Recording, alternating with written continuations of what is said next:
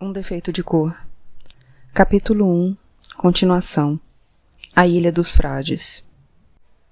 Eu me senti quase feliz ao avistar a Ilha dos Frades. Uma felicidade que talvez pudesse ter sido chamada de alívio, como aconteceria várias outras vezes em minha vida.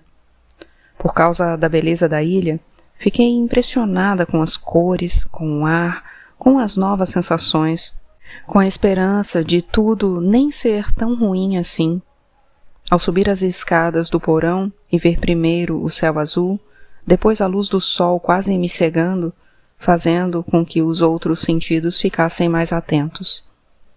Tive vontade de nascer de novo naquele lugar e ter comigo os amigos de Uidá. Havia um murmúrio do mar, um cantaréu de passarinhos, homens gritando numa língua estranha e melodiosa. Nascer de novo e deixar na vida passada o riozinho de sangue do Kokumo e da minha mãe, os meus olhos nos olhos cegos da Taiwo, o sono da minha avó. O mar era azul e nos levava tranquilos até uma ilha que, de longe e de cima do navio, não parecia ter nada além de árvores e da pequena faixa de areia branca. Algumas pessoas festejaram, deslumbradas, esquecendo-se de que iam virar carneiros, mesmo que fossem carneiros do paraíso. Eu tentava imaginar o que o Akin diria se eu contasse sobre aquele lugar, ou, melhor ainda, se ele visse tal lugar. Desembarcamos do mesmo jeito que subimos a bordo, mas mandaram os homens na frente.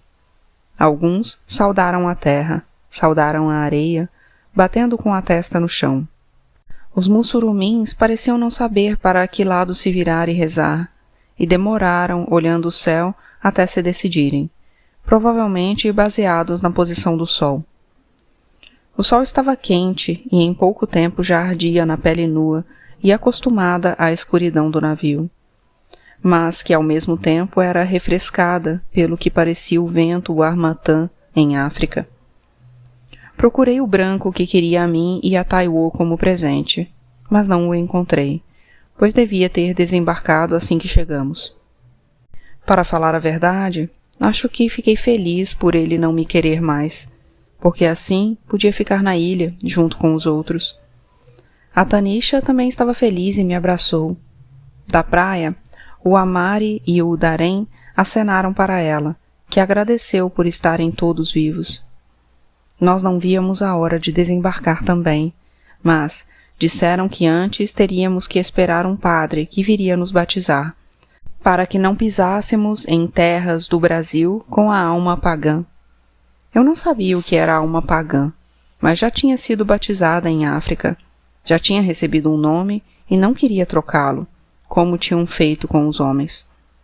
Em terras do Brasil, eles tanto deveriam usar os novos nomes, de brancos, como louvar os deuses dos brancos, o que eu me negava a aceitar, pois tinha ouvido os conselhos da minha avó.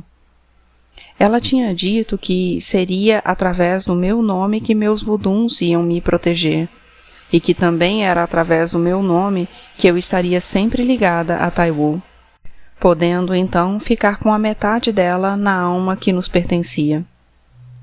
O Scaler que carregava o padre já estava se aproximando do navio, enquanto os guardas distribuíam alguns panos entre nós, para que não descêssemos nuas à terra, como também fizeram com os homens na praia. Amarrei meu pano em volta do pescoço, como a minha avó fazia, e saí correndo pelo meio dos guardas, antes que algum deles conseguisse me deter. Pulei no mar. A água estava quente, mais quente que em Uidá, e eu não sabia nadar direito. Então me lembrei de Iemanjá e pedi que ela me protegesse, que me levasse até a terra. Um dos guardas deu um tiro, mas logo ouvi gritarem com ele, provavelmente para não perderem uma peça, já que eu não tinha como fugir a não ser para a ilha, onde outros já me esperavam. Ir para a ilha e fugir do padre era exatamente o que eu queria, desembarcar usando o meu nome, o nome que a minha avó e a minha mãe tinham me dado, e com o qual me apresentaram aos orixás e aos voduns.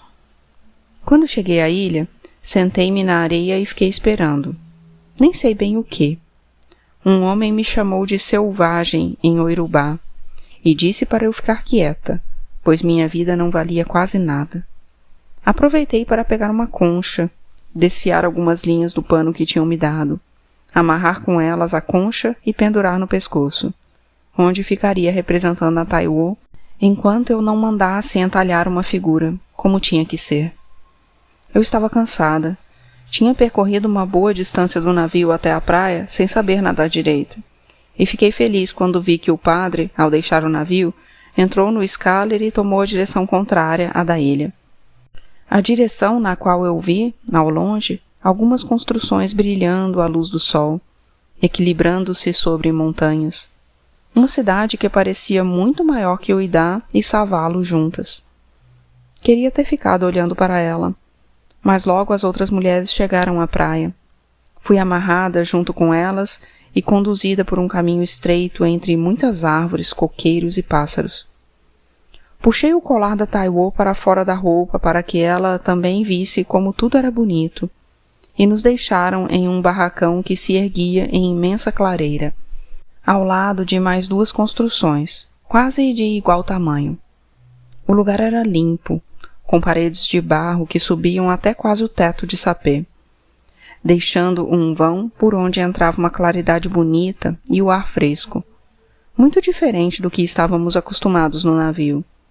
Ao entrar, todos se benzeram, agradecendo por terem chegado vivos. Eu também agradeci, principalmente aos espíritos dos pássaros e das cobras, que eu sabia serem os preferidos da minha avó. Pensei que, se aquela vida fosse a vida de carneiro que a gente levava, era o que eu queria ter sido desde sempre, para sempre, porque os dias foram bons e até passaram mais rápido do que eu desejava. Éramos vigiados, mas não muito, porque dali não havia para onde ir, e nem queríamos. Apesar de não terem desamarrado os homens, para dificultar alguma tentativa de fuga, podíamos passear pela ilha, nadar, cozinhar e comer bananas e cocos que nasciam por todos os lados. Quando começava a escurecer, tínhamos que ir para o barracão, mas durante o dia éramos livres para fazer quase tudo o que quiséssemos.